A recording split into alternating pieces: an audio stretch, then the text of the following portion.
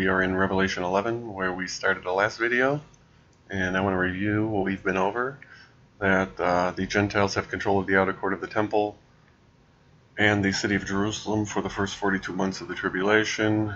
That God is still in control of the temple, okay, and that's why he tells John to rise and measure the temple. And there's the altar and those that worship therein, okay, but the court and the city is given unto the Gentiles, and that the Antichrist obviously can't enter into the temple until after the midway point of the tribulation. And we saw in Daniel that the taking away of the daily sacrifice, which happens in the outer court, will happen early in the tribulation, because there's 2300 days between that event and the cleansing of the temple. So it has to happen within the first 220 days, otherwise the cleansing would happen after the tribulation ends, which we know will not happen.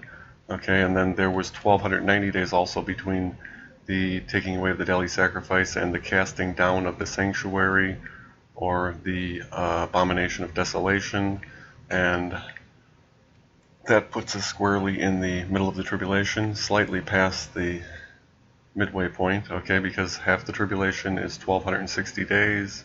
We saw that there's 2520 days in the entire tribulation, and the two witnesses here in Revelation 11, they witness for 1260 days, okay, so that's half the tribulation. And the 1290 days between the daily sacrifice being taken away and the abomination of desolation is 1 month more than half the tribulation, okay, 1290 days, 1260 days, so 30 days more. And then there's a blessing a month and a half after those 1290 days, which would be 44 and a half months. So whether or not that's the rapture, I guess we can't guarantee that, but it looks pretty good.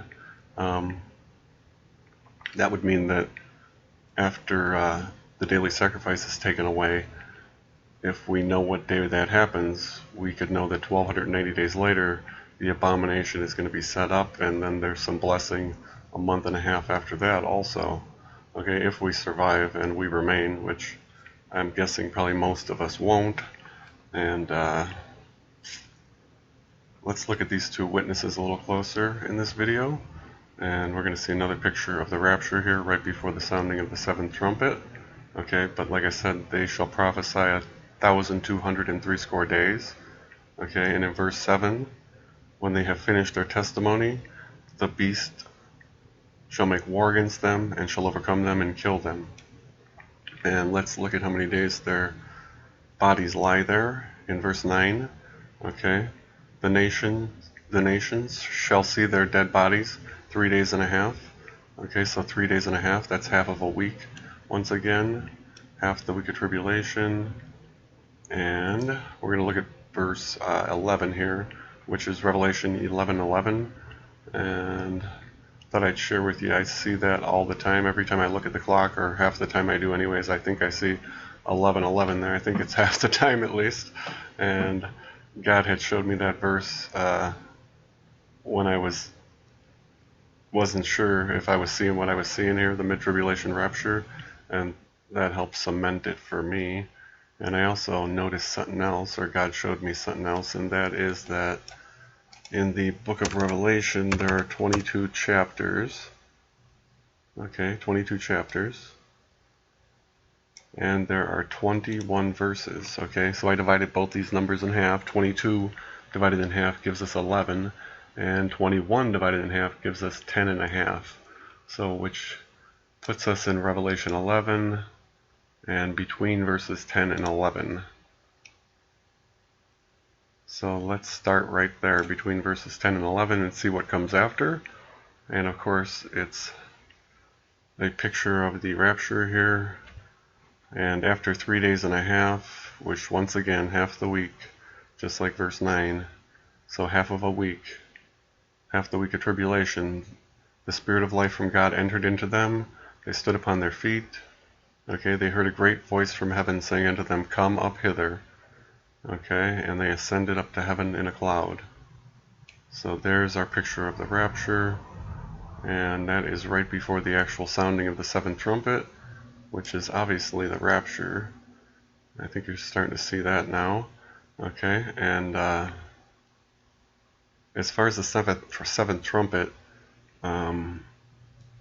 the description of that starts in Revelation chapter 10, and the vials of wrath aren't handed out until Revelation 15, so there are 5 chapters surrounding this seventh trumpet, so God has devoted a lot of time to this.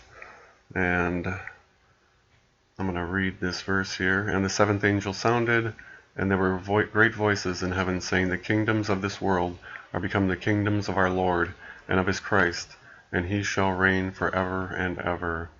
Okay, and we're going to look at Joshua 6 eventually, and that's a chapter that people will use to try and show a pre-tribulation rapture, and we're going to see that actually is talking about a mid-tribulation rapture when we look at the 7 trumpets there and the parallels in that chapter.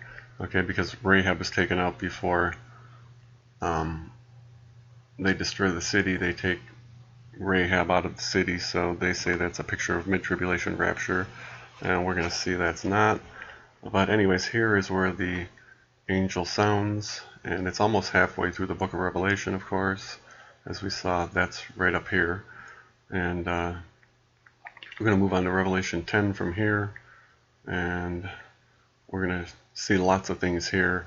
We're going to see a lot in Daniel chapter 12, and we'll see it matches up to 1 Thessalonians chapter 4 and to 1 Corinthians chapter 15, and we'll see there's a message in here also for us, and an important message. So I'm going to end this one here, and I'm going to move on to Revelation 10. Okay, so God bless.